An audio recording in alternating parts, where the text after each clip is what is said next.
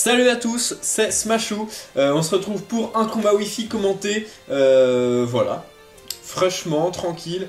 Il flotte dehors. Je n'ai pas cours cet après-midi. Enfin, je reprends à 18 h plus exactement.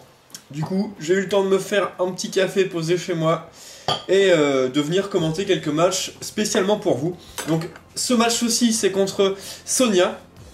Alors, je ne sais plus d'où je connais ce joueur ou cette joueuse. Bref, c'est Sonia, voilà. Son équipe se compose de Dratak, donc un dragon qui va méga évoluer bientôt, avec Ruby et Saphir. Ensuite, on a Charmina. Donc là, déjà, on a potentiellement une méga évolution. Voilà, ça se couple très bien avec Megavolt qui pose la toile gluante, probablement. Ensuite, on a Pyrax, un papillon danseur des plus efficaces. Ensuite, on a Lugulabre et Chapignon en dernier. Voilà, donc cette team a l'air plutôt sympa. Maintenant, les problèmes que je vois, c'est les faiblesses roches. Ça fait très mal. Clairement, cette team, elle n'a pas vocation à être... à résister, elle a plus vocation à vraiment bourriner. Donc, je me suis clairement, en regardant la team, je me suis clairement attendu au Megavolt en premier, pour poser l'étoile gluante. Et ensuite profiter de ça pour sweeper, hein, clairement, Dratak, Charmina, Pyrax, Lugulabre et Chapignon, c'est du sweep. Voilà, donc mon équipe, la même, Motisma Laveuse, Nosferalto, le Draculito, Créelf, Libégone, Banchois. Ensuite on a Mamambo et en dernier, le fameux Régis, le Régis qui est sorti de sa caverne de glace pour se battre. C'est parti, on va lancer le match sans plus attendre. Prendre une petite gorgée de café, tranquille. Ah, il est chaud. Sonia veut se battre, c'est parti. J'envoie Calgon, mon Motisma Laveuse. Tranquille.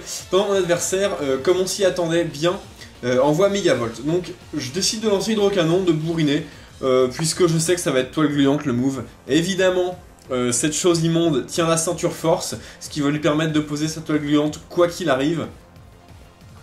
L'esquive pour ça c'est provoque, hein, clairement. Si on a un Pokémon qui a provoque et qui est rapide comme Ptera, le souci c'est que si l'adversaire est pas trop bête, il va anticiper la provoque et lancer une attaque. Bon, quoi qu'il en soit, Megavolt est mort, la toile gluante est posée, mais c'est pas hyper grave puisque déjà j'ai Nosferalto qui va pouvoir l'écarter du terrain grâce à son anti-brume, et en plus j'ai pas mal de Pokémon qui volent finalement.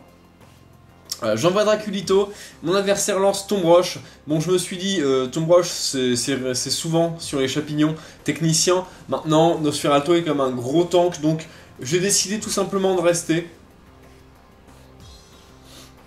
La vitesse baisse et je lance Toxique. Alors là, j'ai hésité, soit Toxique, soit Anti-Brume. Je me suis dit que la toile gluante c'était pas vraiment handicapante pour l'instant, donc bon.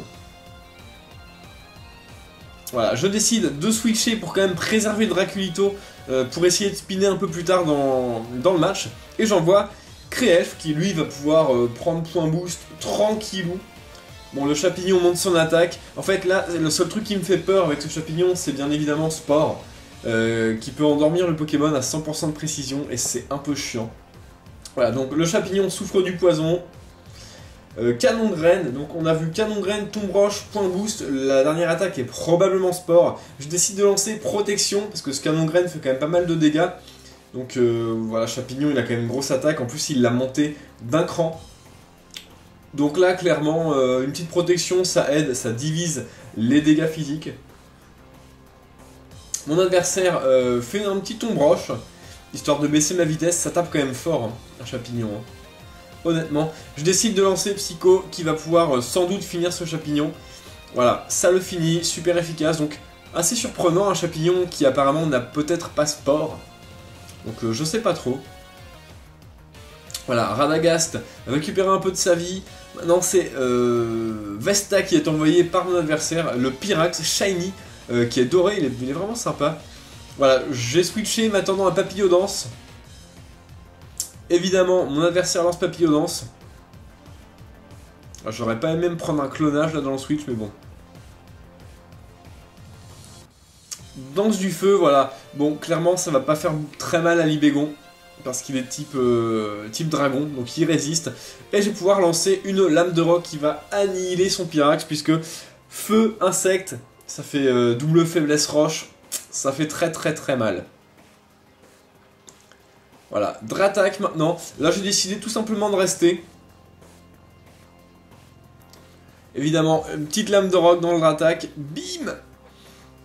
Ça ne le tue pas, il a la ceinture force, donc voilà, on voit vraiment que l'équipe adverse est orientée clairement attaque. Donc une danse Draco. Là j'ai commencé à avoir un peu peur, je me suis dit bon, la protection n'a plus d'effet en plus, donc bon on va sacrifier Libégon, Draco Griffe, bim. Évidemment one shot, hein, même full vie ça aurait tué. Adieu Libégon, bon. Là ce qui m'a fait encore plus peur c'est l'impudence, je me rappelais plus que Dratak avait impudence et effectivement... Ça fait très mal. J'envoie Fish and Chips, je pense qu'il peut tenir un coup de ce Dratak et le finir avec une ébullition. Voilà, le Dratak lance Séisme. Alors j'ai pas compris pourquoi Séisme. Draco Griffe aurait sûrement fait plus de dommages. Je lance Ébullition qui va finir ce petit Dratak tranquillou. Donc il aura quand même été pas très loin de son but, hein, le Dratak là. Voilà, les restes régénèrent un petit peu mon Mamambo, sachant que à cette vie là, je peux encore faire switcher pour profiter de Régé Force qui va carrément régénérer ma Mambo. Donc le Méga Charmina évolue. Enfin méga évolue je veux dire. Il est sympa. Shiny également j'ai l'impression. Voilà, j'ai décidé de lancer Abri. Tout simplement pour profiter des restes et pour voir un peu ce que mon adversaire veut faire. Point éclair, donc une attaque super efficace. Pas stabé mais bon, il a force pure. Ça fait très mal Charmina. Voilà, je décide de laisser ma Mambo. Bim, qui se fait tuer par ce point éclair. Voilà, Charmina c'est la puissance. Je décide d'envoyer Radagast pour encaisser le physique. Mon adversaire utilise point glace. Donc là je commençais quand même à avoir pas mal la pression. Donc j'ai quand même décidé de faire protection. Voilà, petite protection pour calmer un peu les ardeurs de ce Charmina méga évolué. Pendant que lui spam un peu les points éclairs, les points glace. Voilà, ça suffit plus à tuer Radagast. Je peux enfin essayer de faire quelques dégâts sur Charmina. La Psycho fait quand même des dégâts assez corrects. Je dirais un tiers de la vie, à peu près. Et là, erreur de la part de mon adversaire, Vampipoint. Bon bah non, je suis type Psy, c'est pas efficace et en plus il y a la protection. Donc évidemment, j'arrive à survivre. Ce qui me laisse le temps de profiter d'une deuxième Psycho, donc là... Charmina a pris de la vie pour rien, je pense qu'un autre point glace tuait mon Radagast, ou même un point éclair, ou quelque chose de neutre. Voilà, donc mon adversaire se décide à lancer un point éclair qui va tuer mon Radagast, enfin qui va le mettre KO, c'est vrai que les Pokémon ne meurent pas, attention. Et je décide d'envoyer Calgon qui est Scarf, donc je pense qu'un change éclair va suffire à tuer Charmina. Voilà, je lance évidemment mon change éclair, je prends pas le risque avec Hydrocanon, puisque ça a 80% de précision, ça aurait pu rater, et j'aurais pu perdre mon Motisma qui était important pour cette fin de match. Voilà, je switch, j'envoie Régis. Régis qui fait sa première apparition, protection n'a plus d'effet, mon adversaire envoie Lugulabre. Je me suis dit Lugulabre, je tiens, j'ai la veste de combat. Voilà, Lugulabre lance flamme. Et voilà, on voit que Régis tient quand même très bien. Je lance un petit rayon chargé. Ça fait pas des masses de dégâts. En plus, mon attaque spéciale n'augmente pas, donc c'est assez chiant. En même temps, j'ai que ça sur le Gulabre. J'aurais pu lancer Tonnerre. Bon, là, il me brûle avec le lance-flamme, ce qui veut dire que Régis va mourir à la fin du tour, malheureusement. Il parvient quand même à faire quelques dégâts, augmenter son attaque spéciale, mais vraiment trop tard, puisque la brûlure le tue. Voilà.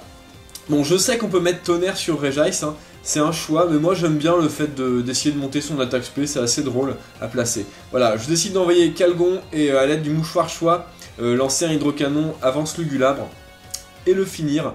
Et c'est comme ça que j'arrive à finir la team adverse. Voilà, Sonia a perdu.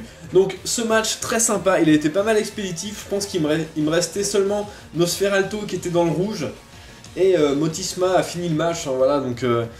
clairement un bon match, donc un bon exemple aussi de la team de Sonia de team offensive. Par contre, il y a un peu trop de faiblesse roche, j'ai l'impression.